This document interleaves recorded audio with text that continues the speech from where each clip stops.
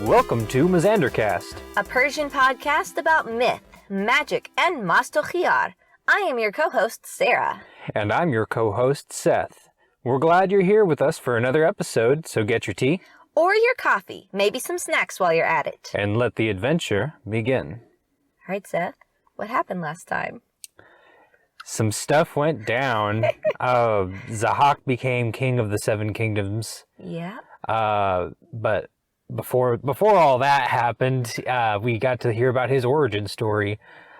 He was this mild-mannered but kind of spineless weenie prince from Arabia who made a deal with Satan, got kissed on the shoulders by a very, very Talented cook. That's Who turned out to be Satan again. Iblis, yeah. He now has some noodly snakes coming out of his shoulders, and he has ruled Persia with an ironclad fist for the last 1,000 years. During that period of time, he mentally enslaved Jamshid's sisters or daughters. We'll retcon that in a little bit. When I read it, I thought it was sisters, and then when my mom and I were talking earlier, she said that the translation was daughters. But either way, Still not okay, and still Jamshid's family members. right? Female family members. Yep. And last we heard, he had a premonition in his dreams about somebody coming to slay him, and he was told rather boldly by one of his seers. Zahak was his name. Zahak. That he told it to him straight, and he was so horrified that Zahak was able to just kind of get away with telling him all this. Because Zahak fainted on the spot. How did this guy last for 1,000 years? Yeah, he seems kind of Still a spineless weenie. yeah, still kind of a spineless child. So I have actually wondered this since the last time that we recorded. Did Zahak name his snakes? Did he give names to his shoulder snakes? Old lefty and old righty. We'll have to look that up sometime. This is Noodle D and Noodle Dumb. So we will continue the story today because one more image I want to put in your head. I don't think they were always just like writhing. Those snakes had to have gotten tired. So do you think they just kind of coiled their way around his arms when they got tired? Well, people who have pet snakes say that the snakes really like to snuggle up against your neck.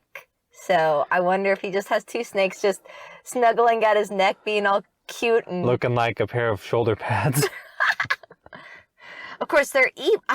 Evil probably shoulder evil pads. snakes. So Yeah, I don't so know if maybe they do writhe all the time. cuddles. Even when they're snuggling down and warming up, they're still evil. I don't know, man. Noodle D and Noodle Dumb. I'm tired of the hissing all the time. I'm trying to sleep.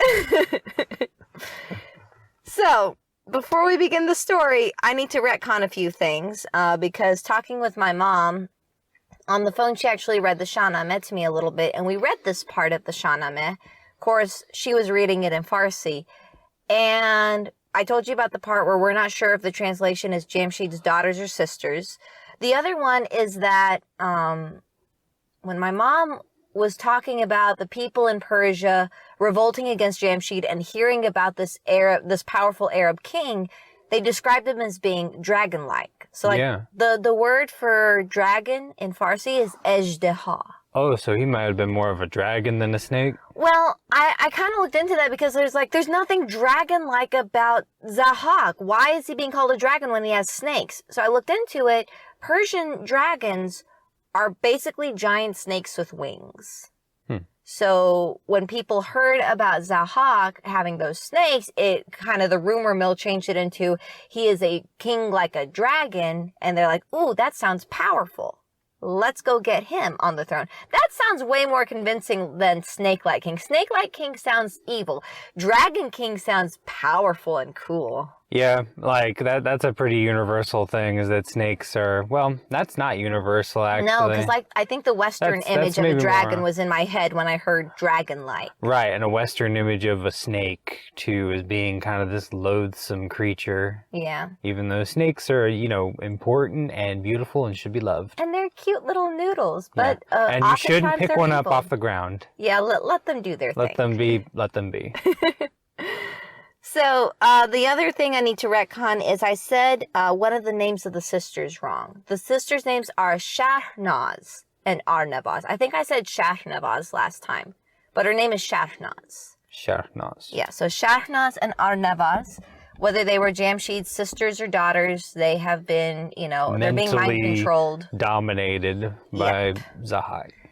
And just, it's a whole gross situation. But yeah, it's pretty creepy. Hopefully things are going to change soon Creepy because Zahak got that premonition, oh, I have a prophetic enemy and I need to keep this from happening, which you would think means, okay, don't kill anybody's father and don't kill any cows. It's pretty easy, Easy rule.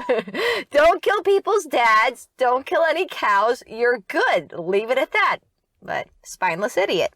So Zahak hears this prophecy. He begins this search for his nemesis. He sends his guards out with trying to find any description of a baby like Feridun. And they look. They can't find anything. And Feridun is born very safely. None of the guards find him. Mm-hmm. His parents were called Obtin and Faranak. And when Faranak gave birth to Feridun, guess what? He had the halo of divinity. So he was a glowing baby. I guess he was a glowing baby. I really don't know how the halo of divinity is depicted. If it is a literal glowing halo, you would think that would be a beacon and be like, oh, crap, the kid's glowing. We need to hide no, we this. can't hide this. It's like, oh, no, he has wrap some him sort in of a destiny. towel. He has some sort of destiny. I don't know how that is. Oh, honey, no. We gave birth to the protagonist. One of us is going to have a tragic death, or both of us. Or one or more.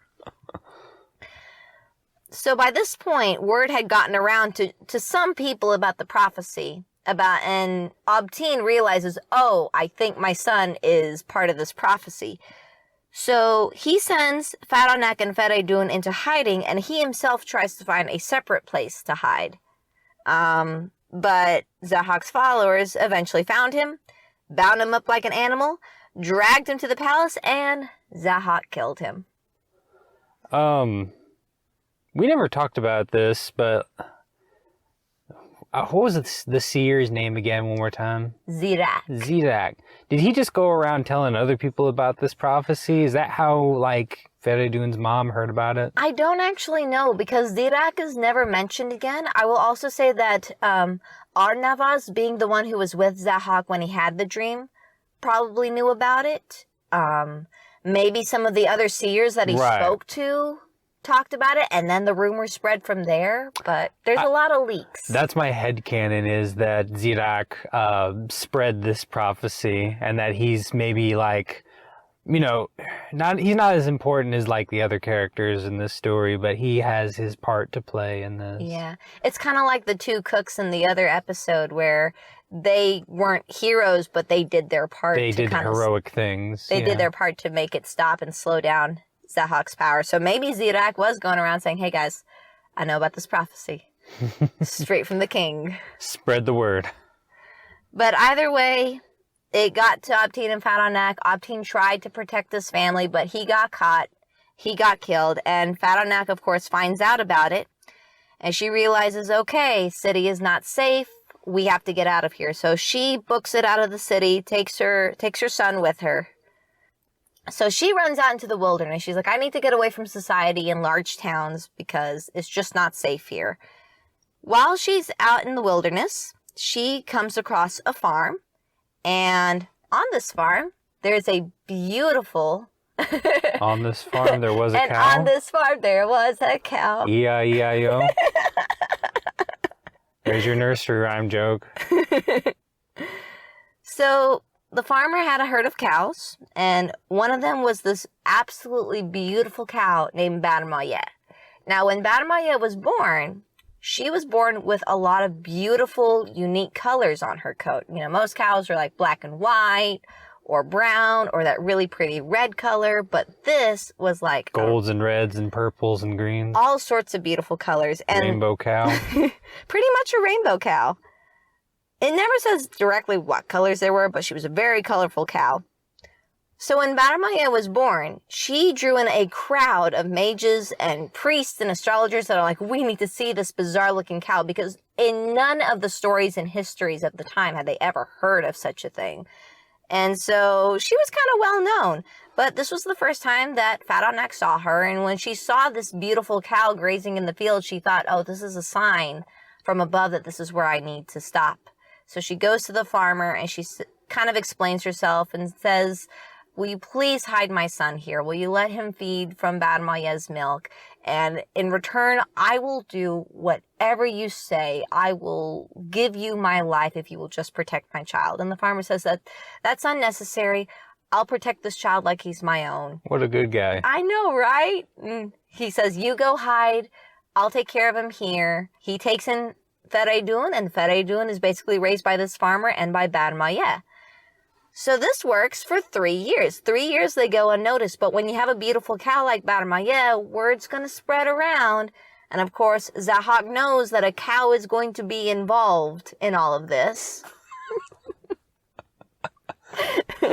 Kill all the cows. Kill all the cows. No beef and no milk for none of you. No cheese. No cheese. You know, there's goat cheese. That's true. Goat cheese is pretty good. So word eventually gets to Zahak, and he has his soldiers going out to search for Fereydun and Barmaya. Fadanak, one night kind of gets a premonition that Zahak is kind of closing in on their whereabouts.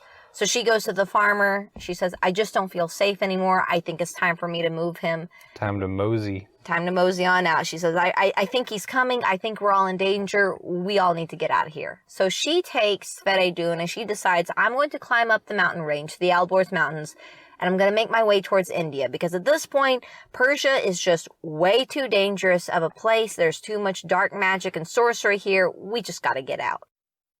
Fadanak is making her way through the mountains, and near the top, guess what? She finds a hermit living by himself up there. He was probably also tired of society at this point. Everything is a dumpster fire. I'll live up in these mountains instead of down there with all those magicians. Too many magicians for my taste. So, Fadanak tells the hermit of what Fereydun is destined to do and begs him to help her raise the future king of Persia up here. And he agrees and says, yes, I will raise him. And she goes down to the foot of the mountains, kind of to be a lookout and make sure that no one finds his whereabouts. And Fereydun spends the rest of his youth there. He lives with this hermit and is kind of educated by him and trained by him. Kind of an Obi-Wan Kenobi type. I suppose that's similar, yeah. It's a shame he never got a name. Oh, wow. I know, right? I might have time skipped a little bit ahead. So while this is all happening and Fadanak is taking Fereydun to this hermit and talking to him, meanwhile, Zahak's guards have come across the farm. And they search everywhere. They can't find the farmer. They can't find Fereydun. They find no people. They do find all the cows, though. And Zahak, in an absolute rage, kills Barmaya. Oh. Yeah. And kills every animal in the vicinity. What a jerkus. You know, you had two things you could have done to avoid this prophecy coming true. Yeah. Don't kill people's dads. Don't kill cows. Kill any cows. Exactly. Just go without beef for a little bit. It's fine. He done messed up. So, you know, he kills all the animals on this farm. He burns the entire farm to the ground, and he returns to the city because he has no more leads now. What else can he do? Wow, this does have kind of some Star Wars vibes.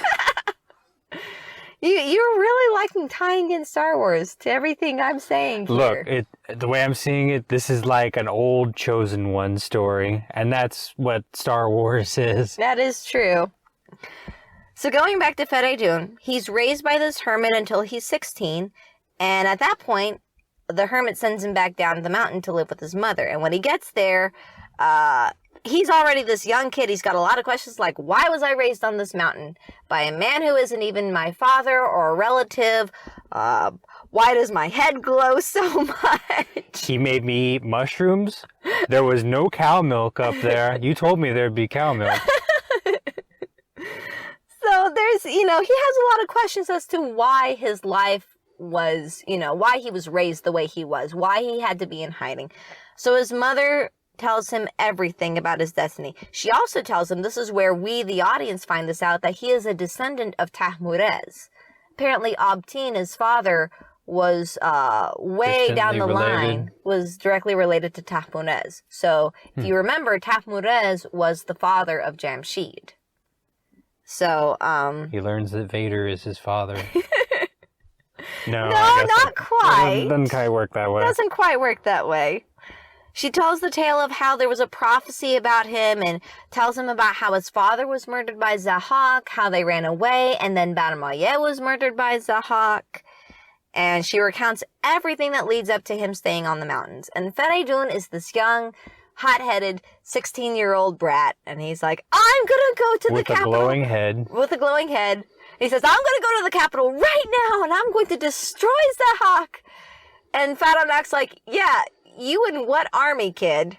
You need to calm down right now because you have zero training in fighting. You have no supporters right now.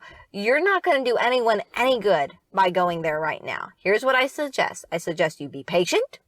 She probably smacks him over the head and says, calm down. Shut up, stupid boy. And tells him that you need to spend your next few years training and preparing because I promise you, people are going to come to you and that's how your army's going to be raised. And you will know when the time is right for you to go and take down Zahak. So Feridun listens to his mom. Good. Like a good kid. And he agrees. He says, okay, I'm going to start training from here on out.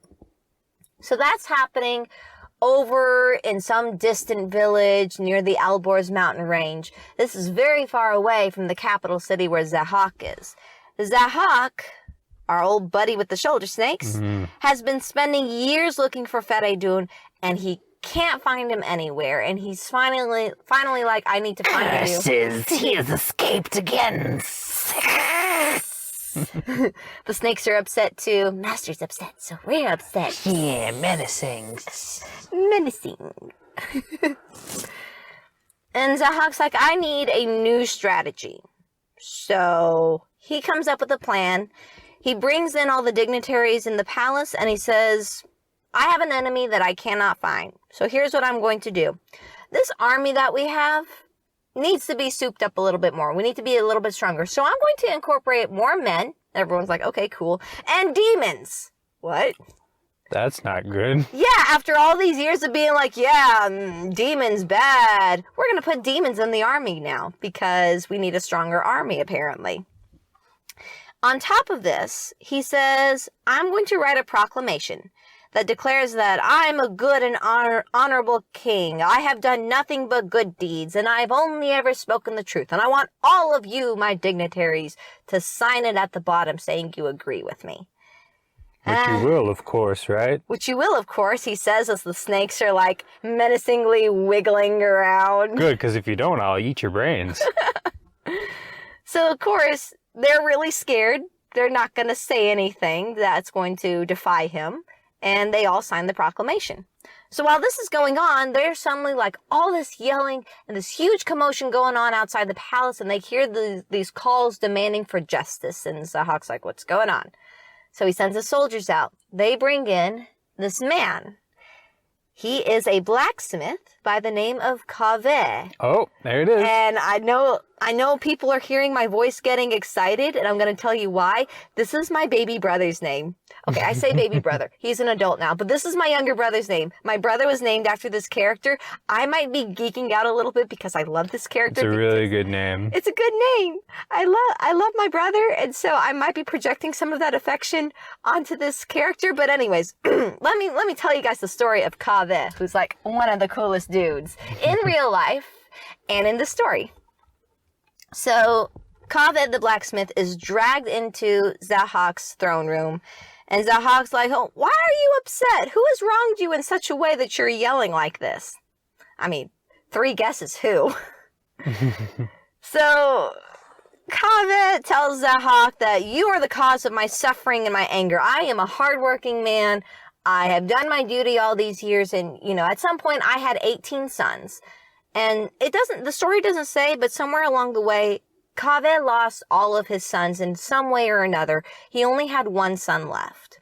And that day, soldiers came to Kaveh's home and took his last son to be killed and his brain fed to the snakes. My headcanon on that. Okay. His sons got drafted into the army, and they perished that way. Ah, that's possible. That is so possible. Huh? Zahak is responsible for most of his sons. I wouldn't be surprised if, because of the way Zahak has built up society, is why he's lost so many of his sons. Yeah. Also, 18 sons, that's a giant family. That's impressive. Do you have That enough poor space wife. for all of them? He probably had more than one wife. Now Back in the day, you had more than one wife. I would hate for any woman to give birth 18 times. Yeah. But going back to this, he's really angry because this is his only son that he has left in the world. And he was taken from him and is locked in the dungeons and is going to be killed that night. Now, Zahak, fed to the snakes. And while he's yelling all this to Zahak, he also tells him, you're this king who has all this great power and wealth, but the only thing you share with your people is misery. That's all you give to your people. So Zahak is hearing all this, and he's like, I just made everyone sign this new proclamation and saying that I'm so good. And trying to follow the pretense of his new proclamation, he orders for Kaveh's son to be taken out of the dungeon and given back to Kaveh, being like, oh, see guys, see, I am pretty good. So Zahak then turns to Kaveh, who's now reunited with his son, and he says, because I've shown you this act of benevolence, will you sign this proclamation? And Kaveh takes the proclamation, he looks at it, he sees all the signs of all the names that are signed at the bottom, and he's absolutely furious. He's like, how dare you guys? You sold your souls! Pretty much. He's like, you would agree to all You're this? You're selling us out! You guys are complete sellouts. You guys have pretty much sold your souls away to agree to this. The devil's in your hearts at this point. And you all admire an unjust king, and you know what? I'm not going to help in this. He tears up the proclamation in front of all of them in the court and walks out with his son. What is Zahak doing during all this? Good question. So the dignitaries in the court are watching all this. They turn to Zahak and they're like, you're just going to let him go? You're not going to arrest him? Zahak is so frozen in fear. Like the minute that Kaveh started yelling and his voice was booming through the halls, he was paralyzed in fear and could not move because of it. And that's why Kaveh got out. Because he got dissed again. He got dissed again. Zahak dissed him. Now Kaveh dissed him, and these people are just walking out. The man cannot recover. Kaveh went straight to the busy streets after that, and he began shouting to the people to hear about the injustices of Zahak for all these years, which people were too scared to do. But Kaveh is just so angry and fed up. He's like, no, I've had enough.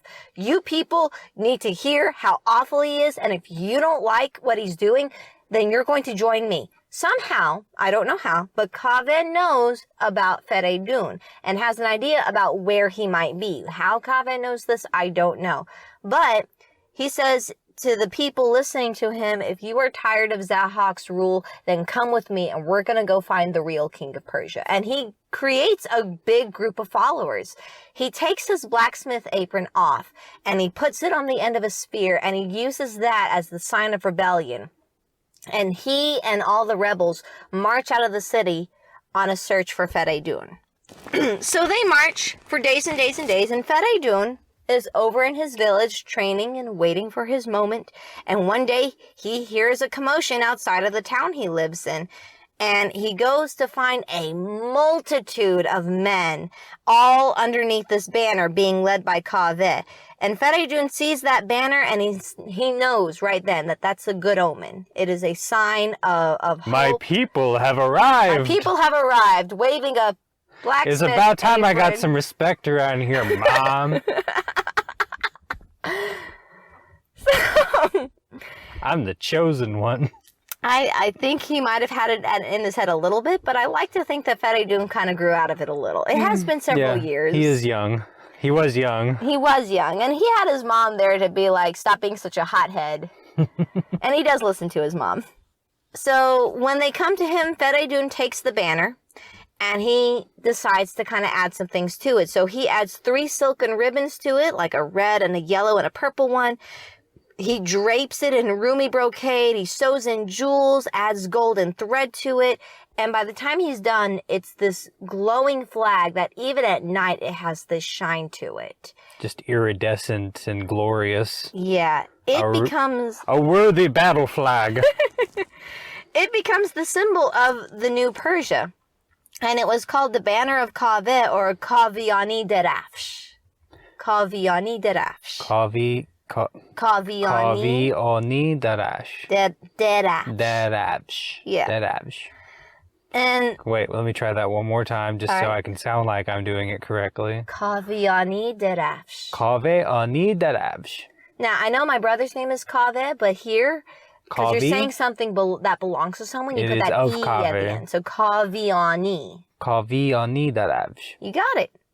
The cool thing about this flag is that later on in the histories of Persia, new kings of Persia would add their own jewels to the flag. So it continues to be a symbol even after this story. So with all those gems and golden thread on it, the blacksmith apron has become this shining new symbol. The rebels who saw it as a sign of hope and as a sign of this is the new Persia. We're going to make a change. Things are going to be okay. And they train for a few more years, and finally Feridun decides it's time for us to declare war. It's time for us to go back. He says goodbye to his mother, asks you stay strong, have faith in God, and we're going to be victorious, so I don't want you to worry. She, of course, prays that her sons are going to be safe and that they will be victorious. Then Feridun goes to his 2 older brothers, Kianush and Pormayeh. Wait, what? Yeah, by the way, he has 2 older brothers, Kianush and Pormayeh. I don't have a Star Wars joke for that. No, and here's the thing. In the Shanameh, this is the first time they're mentioned. I said older brothers, so it's not like Faranak remarried and had new kids while she was in this village. No, these kids were around before Feridun was born. And I have so many questions. Like, Where were they for all of this? Yeah. Do they have the halos? They don't have the halos. They don't have the halos. But you know, like you said, where have they been this whole time? Are they also Abtin's children? Or are they from another marriage? Like, what's going on with these guys? I don't know.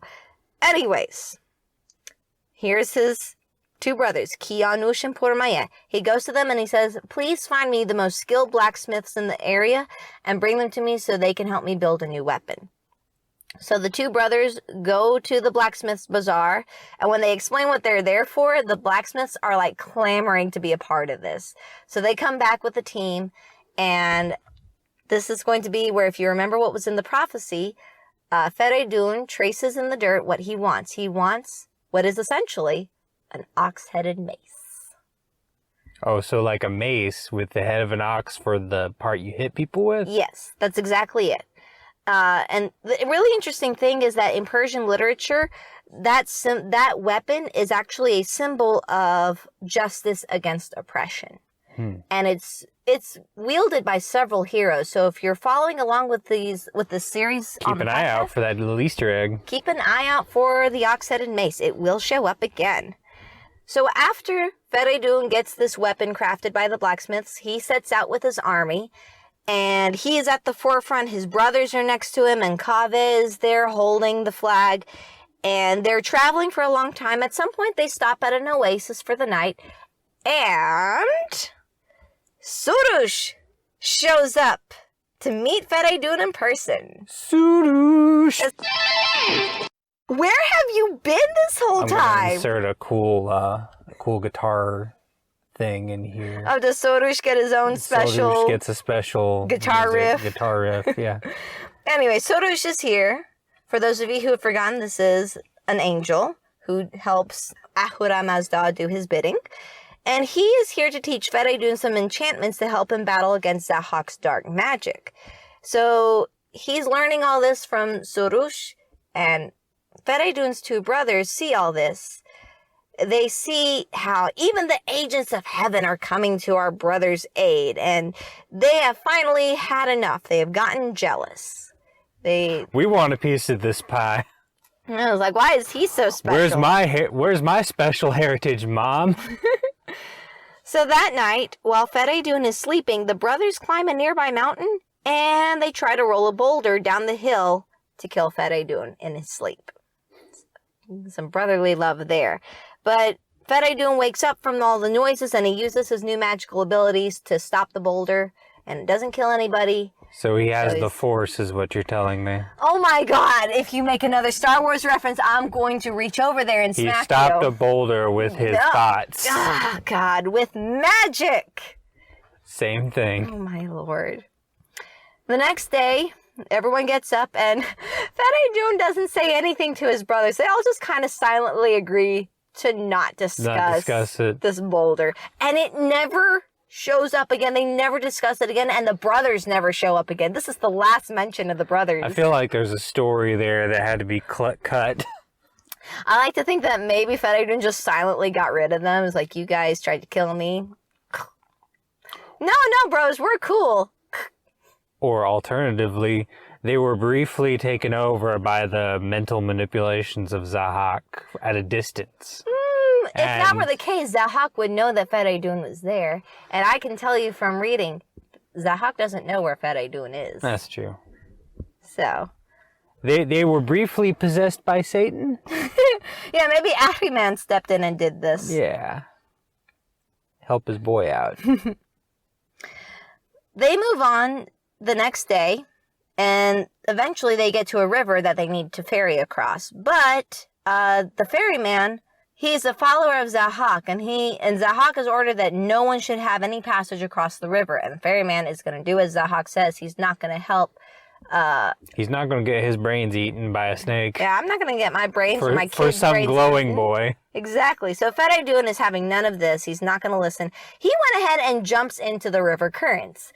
Normally is not a safe thing to do, but he and his army go into the river without getting ferried across. And normally, if you weren't a part of some prophecy, this would be how you died. But everyone makes it across okay. Oh, because they're all with Feridun? I guess so. I mean, God's give them a pass on that one. The prophecy says that they're destined to defeat Zahak, so, you know. Anyways, they make it across. They get to the city, and they can immediately see Zahak's castle. And Feridun decides right then and there, we should not wait, we should not hesitate, we should not give them a chance to, you know, have a counterattack against us. Let's go in there now. So he and his army charge straight into the castle. And when he gets in there, Feridun sees this giant idol of a god that is not Ahura Mazda. Who is it? It doesn't say who it is. We just know it's a false idol. A false idol. And he's so angry that he takes his ox-headed mace and he smashes that thing to pieces. And from there, he and his army are fighting the mages, the demons, and anyone who is an enemy in the castle. Wow, that's cool. They're taking them all down. They're fighting, and eventually, they win. So Feridun, after defeating all the enemies in the castle, he actually goes and he puts his foot on Zahak's throne as, you know, kind of claiming it. And there's other versions where he just sits in it. Either way, he has now claimed the castle as his own. He orders that all the women in the castle be brought to him. So they go and they find all the women, they bring them to Feridun, and he immediately works around, you know, if you remember, all these women have enchantments on their minds. Feridun gets to work and immediately breaks the enchantments on the women's minds and frees them. So among these women, of course, are Shahnaz and Arnavaz. So once Shahnaz and Arnavaz wake from their enchantments, they immediately thank Feridun for freeing them. And they tell him, we did and witnessed terrible things while we've been here. And Arnavaz asks who he is. And when Feridun describes himself and the reason why he was there and why he sought revenge, Arnavaz is like, oh, this is the guy from the prophecy. This is the one who's destined to be the new king. If you couldn't tell from the glowing. If you couldn't tell from the glowing, from the halo of divinity, this is your new king. Your dad had the glowing. Your brother had the glowing. Now you have the glowing. So Arnavaz tells him that Zahak is actually not in the palace. For years now, he's actually been traveling in search of new magic to protect him against Feridun. And at that moment, he was in India. And the reason he was in India is that he was slaughtering hundreds of people in order to use their blood, because he apparently found a ritual where if you bathe in people's blood, it will help you gain power. That is metal. Is it metal? He's doing everything he can. Blood for the blood fountains. Blood for the blood god. However, he was going to be coming back to the palace really soon. So Feridun and the two queens began talking about how they should prepare for Zahak's return. Meanwhile, Zahak didn't just leave the palace and not have anyone in charge while he was gone. He did have a minister who was left in charge. His name was Kondro. And he's a bit spineless, so, he walks into the throne room.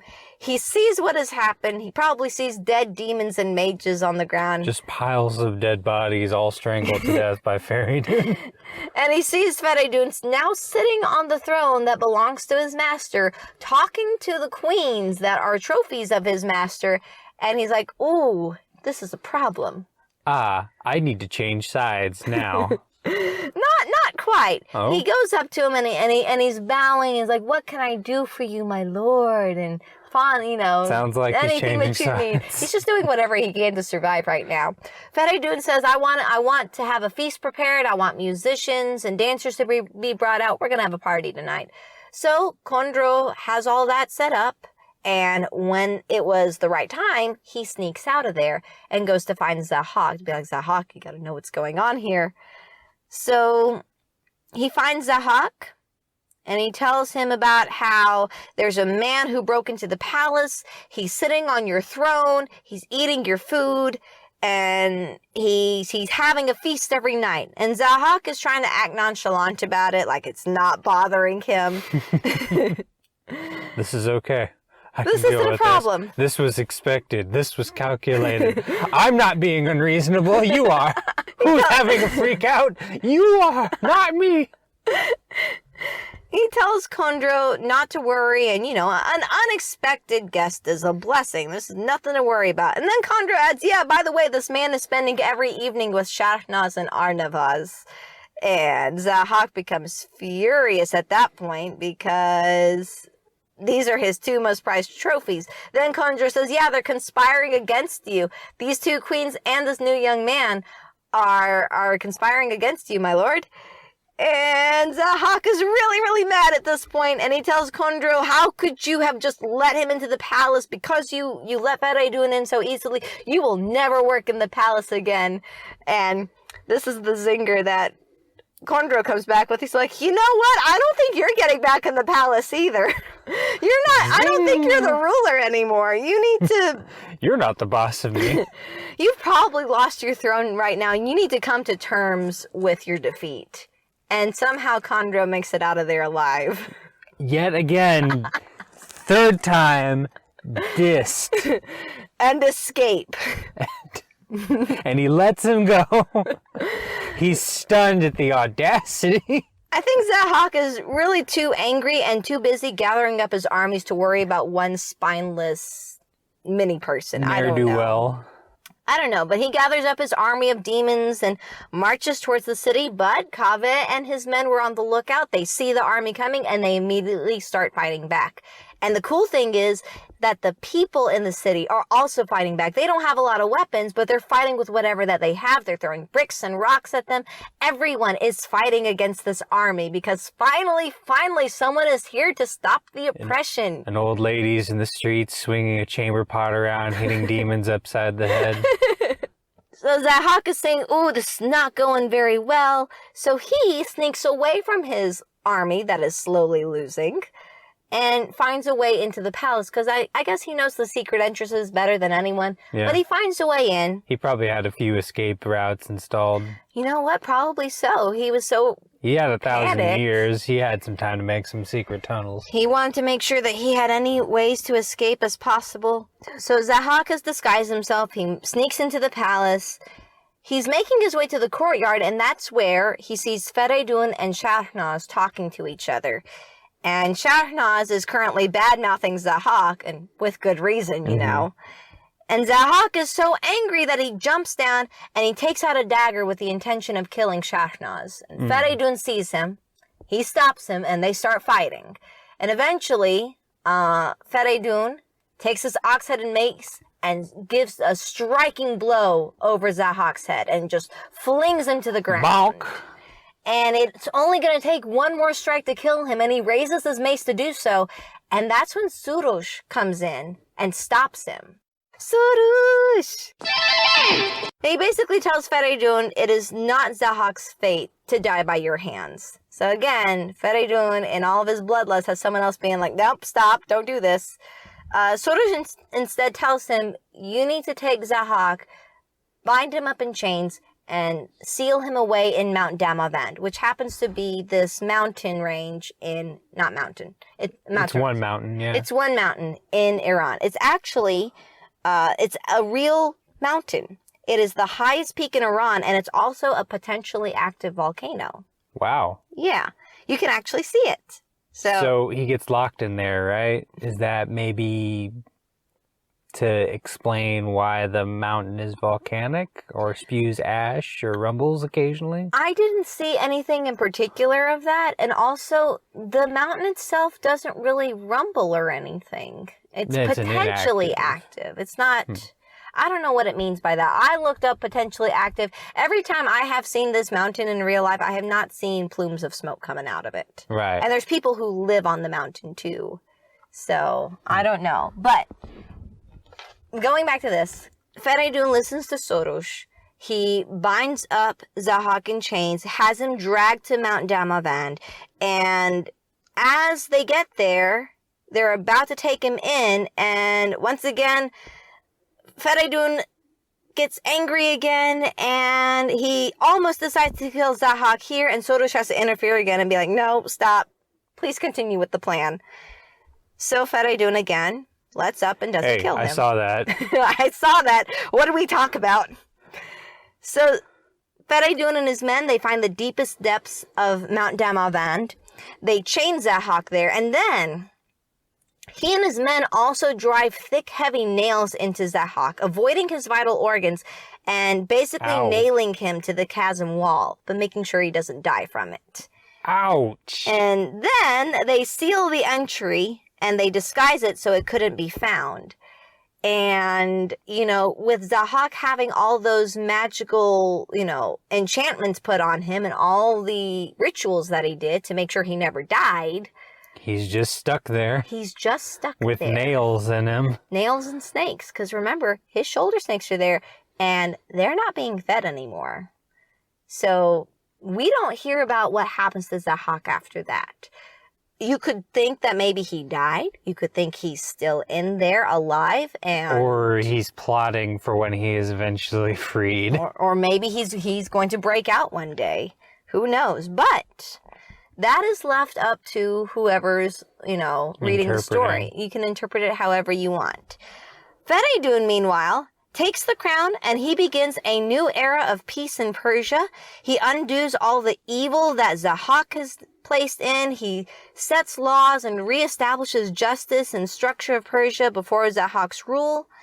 Feridun also marries Shahnaz and Arnavaz. And he sends word to his mother that the battle is won and he was victorious. And Faranak, when she hears this, is overjoyed. And she actually does something that is actually part of Persian culture. If something good happens to you, or if God answers your prayers, a way of sort of celebrating that and giving thanks to that is to actually show generosity towards others. So she gives food and clothing out to the poor. She holds great feasts and celebrations where she lives. And then she packs up a whole bunch of camels and horses, and the camels are laden with all these special clothings and jewelry and stuff, and sends it all to her son As a gift. As a gift, and sort of a congratulations. I'm proud of you, my boy. That's something we never discussed. Were they a rich family?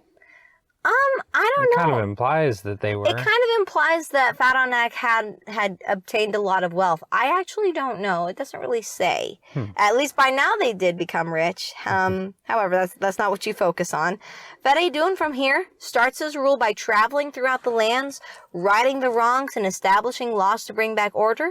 And once again, Persia knows a time of peace. Things are back to normal. Things are back to normal for now. For now. Until the next time. And in this way, Jamshid's family line continues on the throne. But that's where we're going to finish our Shanameh reading for today.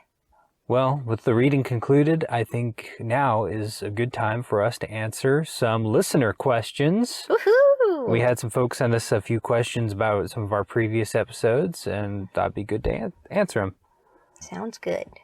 So we had a person ask us, what is the mast in your episode title? Oh yeah, the Master Khiyar.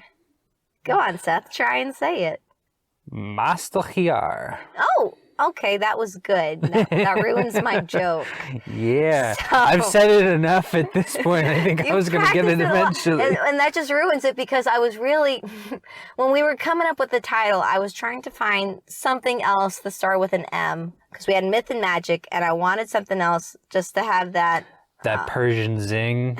That Persian zing. And let you know that this is also like a culture podcast. We Also, don't just I like talk about alliteration. mythology. Mast khiyar is actually cucumber yogurt. Mast is the word for yogurt. O is kind of like saying of, and khiyar is a cucumber. I also put it in there because you, Seth, like many English speakers, can't do that sound correctly. You make it sound like there's phlegm in your throat. And so I was just kind of put it in there to poke fun of you. But now that you've mastered it. Because you knew I'd have to say it every episode. Yes, and it made me giggle so much.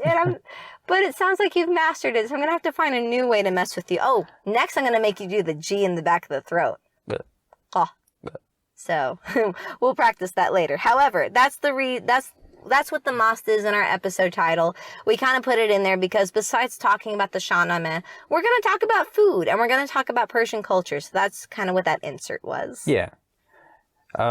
Which, speaking of, just while we're talking about that, we're going to be doing a few more, we're going to be kind of moving away from the historic elements and maybe going more towards more modern elements. We're going to focus a little bit more on, like, the cool cultural aspects of Iran.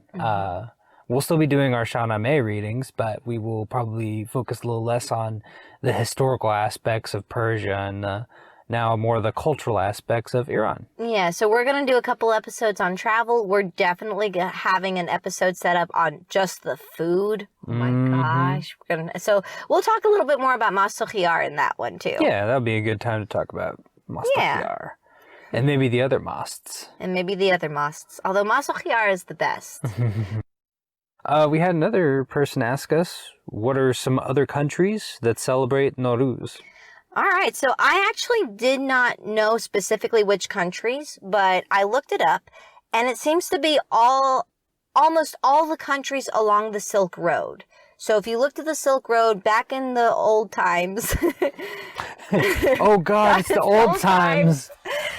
There was a lot of trade along that Silk Road from China to further west to those other countries. So along this line, people were not only trading goods, they were also trading cultures. So all these other countries, they were trading religions, culture. It's how rice made its way to Western Asia, because that wasn't a thing until China brought it over. You've got places like Turkey, India, Afghanistan, Pakistan, Uzbekistan. Bangladesh was involved in the list. Iraq, Kyrgyzstan, Azerbaijan, Tajikistan, and even the Kurdish people celebrated. This is celebrated by everybody. And the Kurdish people, not only do they celebrate Nowruz as Nowruz, but they also treat it as a time to celebrate Kurdish heritage. So, of course, beyond that, people will also take their celebrations with them when they go to a new country.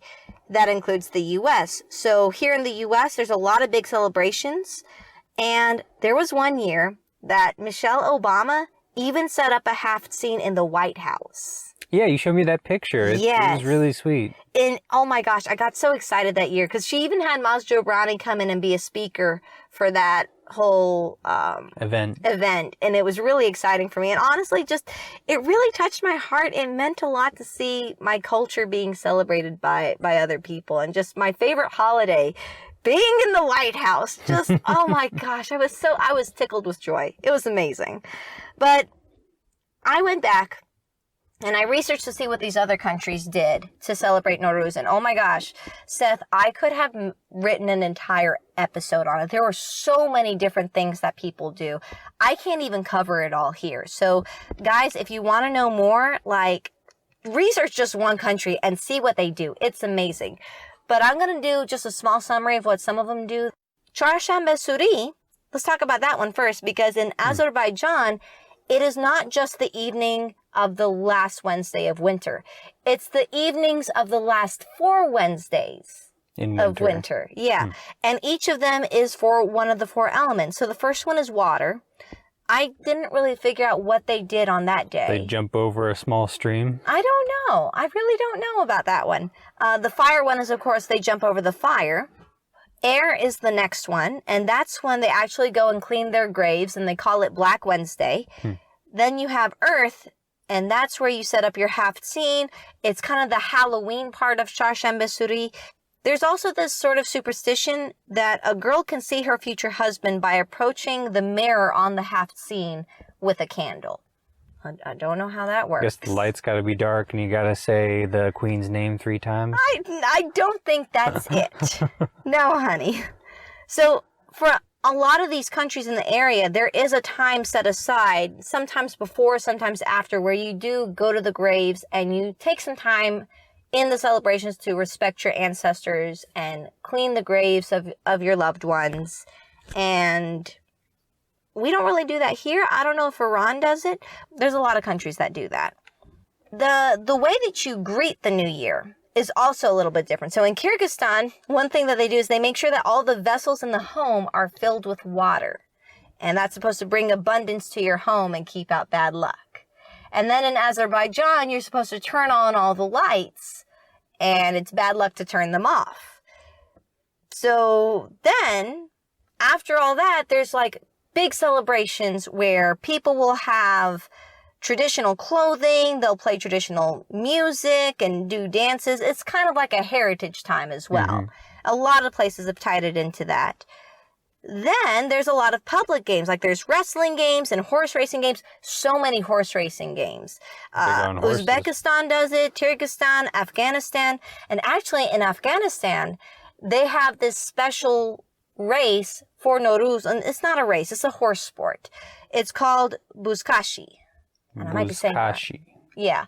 Basically, there's men on horses, and they have to drag around the carcass of a calf or a goat to goalposts. I don't know the rules to it. That's an interesting sport there. I know, but it's a very old, very ancient sport, and there's actually a movie called Buzkashi Boys that's kind of related to that old sport. So I thought that was pretty cool. I mean, I think you told me about the origin of soccer once was a bunch of folks kicking around a dude's head. Yeah. So, sports are weird. Sports are weird. In Kyrgyzstan, they also set up these nomadic tents and they display items of their culture. And here's the cool thing. Do you remember me telling you about samanu, that wheat pudding? They call it sumuluk. But also, it's a time where they all come together as a community and they make one big batch of it together. And it's supposed to be kind of just the symbolic way of connecting with your neighbors. Everyone gets some chocolate pudding. It's not chocolate pudding! All right. And that was, again, I could have kept going on, but I'm going to cut it off there and just say that all of these people are celebrating in so many different ways. But at the core of it, everyone is celebrating Nowruz and New just Year. kind of a new time and a new beginning. The beginning of spring. Yeah, the beginning of spring, the equinox. Yeah. That's all I have to share. Do we have any other questions, Seth? It doesn't look like it. All right, so I say we end it there. And the next episode that we do, we're actually going to talk about some traveling tips for people who want to travel to Iran. For those interested in going to Iran. Yeah, which you have had so many questions for me because yes, we have not been able to go to Iran yet. It was kind of not proper for me to take Seth to Iran when we were boyfriend and girlfriend. Mm-hmm. But now we're married, and so we're looking for the next opportunity for when you can go. But you have a lot of questions. Other people have a lot of questions, so we're going to take an episode and talk about that a little. Yeah. Want to keep up with us? You can follow us on Twitter at MazanderCast. That's MazanderCast. We'll announce our next episode on Twitter, so spread the word. And guys, we love hearing your thoughts and your questions. We've been having a blast hearing what you guys have to say and things that you've been asking us. So if there's any topics you want us to cover, there's stories you want to share with us, you've got questions from our previous episodes, email us at mazandercast@gmail.com. Same spelling as our Twitter. I really want to convey that we love answering these questions. I think that's probably my favorite segment of the show. I know. I really do like interacting with folks. So, and if you don't want to email us, go to our Twitter. Ask us on Twitter. At me. At me. Special thanks to Dr. Lynn for our amazing cover art. Check out more of her work at LorraineLynn.com. That's LorraineLIN.com. Everyone, thank you so much for joining us on this podcast. We have had a blast making this. We hope you'll stick around for more episodes in the future. As always, we hope you'll have good thoughts, good words, and good deeds. Khodafez!